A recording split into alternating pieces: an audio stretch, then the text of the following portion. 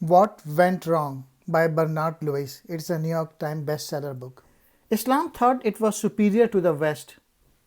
It failed to notice the Renaissance, the Reformation, the scientific revolution, or the industrial revolution.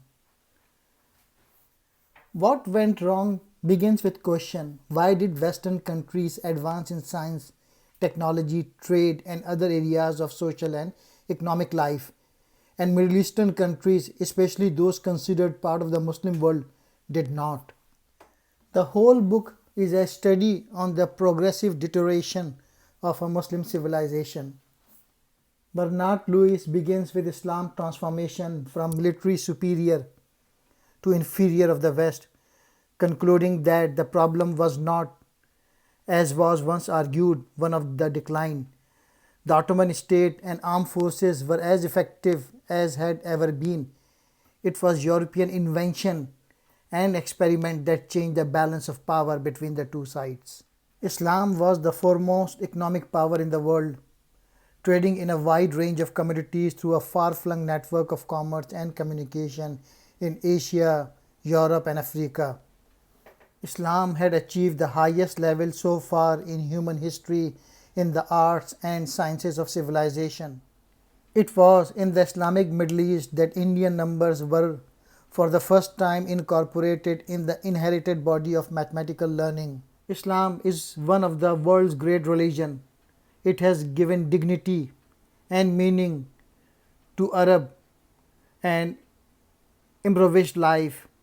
It has taught men of different races to live in brotherhood and people of different creeds to live side by side in reasonable tolerance.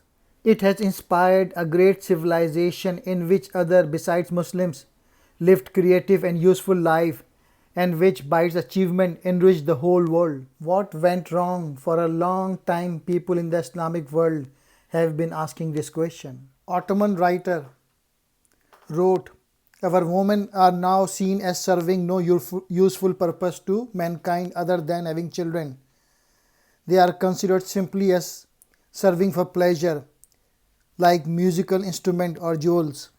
Another reason for the decline is science and technology, and the third one is arts.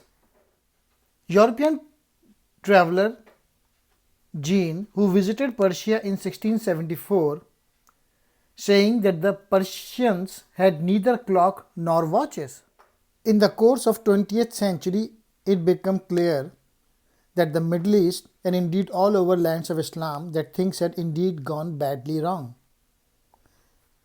In the course of 19th and 20th century, it is clear that West is the dominant force.